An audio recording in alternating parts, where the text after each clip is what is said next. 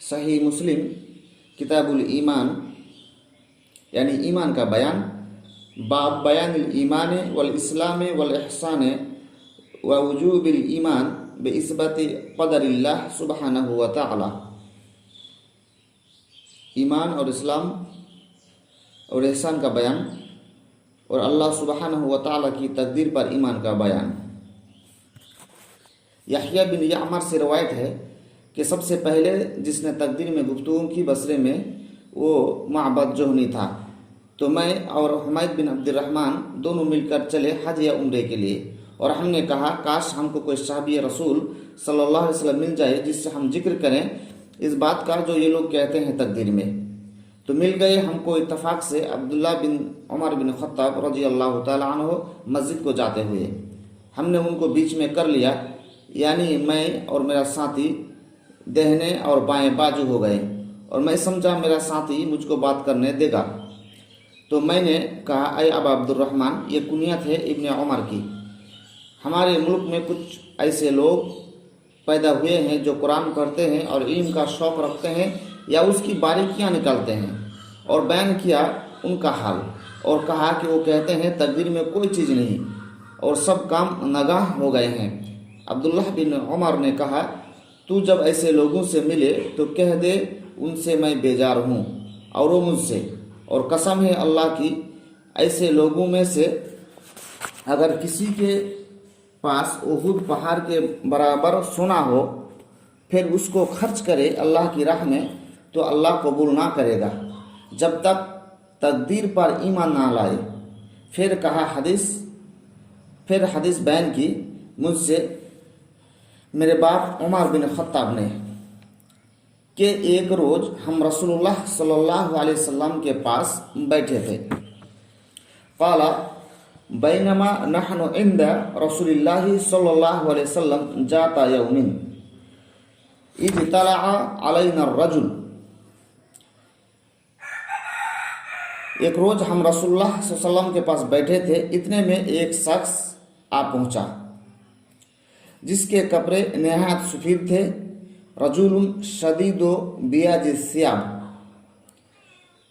اور بال نہایت کالے تھے، اور یہ نامعلوم ہوتا تھا کہ وہ سفر سے آیا ہے۔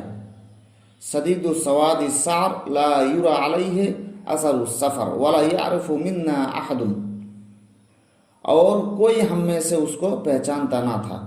وہ بیٹھ گئے۔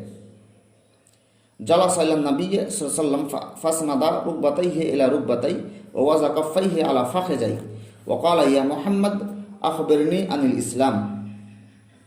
وہ بیٹھ گیا السلام کے پاس اور آ کر اور اپنے گھٹنے حضرت محمد صلی اللہ علیہ وسلم کے گھٹنوں سے ملا دیے اور دونوں ہاتھوں اپنے رانوں پر رکھے، پھر بولا اے محمد صلی اللہ علیہ وسلم مجھ کو اسلام کیا ہے، بتلاؤ مجھ کو اسلام کیا ہے۔ رسول صلی اللہ علیہ وسلم نے فرمایا اسلام یہ ہے کہ تو گواہی دے، الاسلام ان تشہد اللہ الہ الا اللہ وان محمدن رسول اللہ۔ اسلام یہ ہے کہ تو گواہی دے اس بات کی کہ کوئی معبود سچا نہیں سوا اللہ کے، اور محمد صلی اللہ علیہ وسلم اس کے بھیجے ہوئے رسول ہیں۔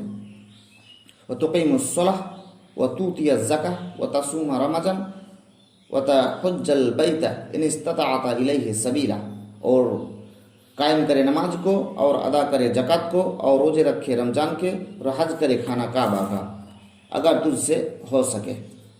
قال صدقت، وہ بولا سچ کہا۔ تم نے ہم کو تعجب ہوا کہ آپ ہی پوچھتا ہے اور پھر آپ ہی کہتا ہے کہ سچ کہا۔ پھر وہ شخص بولا مجھ کو بتلاؤ ایمان کیا ہے۔ قال فعجبنا له يسأله ويصدقه قال فأخبرني عن الایمان، آپ مجھے بتلائیے ایمان کیا ہے۔ قال، اللہ کے رسول نے کہا ان تؤمن باللہ وملائکتہ وکتبہ ورسولہ والیوم الآخر وتؤمن بالقدر خیرہ وشرہ۔ ایمان یہ ہے تو یقین کرے دل سے اللہ پر اور اس کے فرشتوں پر اور اس کے پیغمبروں پر اور پچھلے دن پر اور یقین کرے تو تقدیر پر برا اور اچھا سب اللہ کی طرف سے ہے۔ وہ شخص بولا قال صدقت، آپ نے سچ کہا۔ پھر اس شخص نے پوچھا مجھ کو بتلاؤ احسان کیا ہے؟ فاخبرنی عن الاحسان، احسان کیا ہے؟ قال ان تعبد اللہ کانک تراہ فإن لم تکن تراہ فإنہ یراک۔ آپ صلی اللہ علیہ وسلم نے فرمایا یہ احسان یہ ہے کہ تو اللہ کی عبادت کرے اس کی طرح دل لگا کر جیسے تو اس کو دیکھ رہا ہے۔ اگر اتنا ہو تو یہی صحیح ہے کہ وہ تجھ کو دیکھ رہا ہے۔ پھر وہ شخص بولا بتائیے مجھ کو قیامت کب ہوگی؟ بتائیے مجھ کو قیامت کب ہوگی؟ فاخبرنی عن الساعہ، قیامت کب ہوگی؟ آپ صلی اللہ علیہ وسلم نے فرمایا مل مسئول عنہا بعلم من السائل، اس کو جس سے پوچھتے ہو وہ خود پوچھنے والے سے زیادہ نہیں جانتا۔ وہ شخص بولا تو مجھے اس کی نشانیاں بتلائیے۔ فاخبرنی عن عمارتہا، آپ اس کی نشانی بتلائیے۔ قال، اللہ کے رسول نے کہا ان تلد الامات ربتہا وان ترى الحفاة العراة العالاة رعاء الشاة يتطاولون في البنيان۔ ایک نشانی یہ ہے کہ لونڈی اپنے مالکہ کو جنے گی۔ دوسری نشانی یہ ہے کہ تو دیکھے گا ننگوں کو جن کے پاؤں میں جوتا نہ تھا، تن میں کپڑا نہ تھا، کنگل بڑی بڑی عمارتیں ٹھوک رہے ہیں۔ راوی نے کہا پھر وہ شخص چلا گیا۔ قال ثم انطلق فلبثت ملیا، پھر وہ چلا گیا، یعنی ابن عمر نے کہا کہ وہ پھر چلا گیا۔ ثم قال لی، پھر اللہ کے رسول نے پوچھا یا عمر اتدری من السائل، اس کے بعد آپ صلی اللہ علیہ وسلم نے مجھ سے فرمایا اے عمر تو جانتا ہے یہ پوچھنے والا کون تھا؟ میں نے کہا قلت اللہ ورسولہ اعلم، میں نے کہا اللہ اور اس کے رسول خوب جانتا ہے۔ آپ صلی اللہ علیہ وسلم نے فرمایا فإنہ جبریل اتاکم یعلمکم دینکم، وہ جبرائیل تھے تم کو تمہارا دین سکھانے آئے تھے۔ یہ حدیث صحیح مسلم حدیث نمبر 93 میں حدیث جبرائیل کے نام سے مشہور ہے۔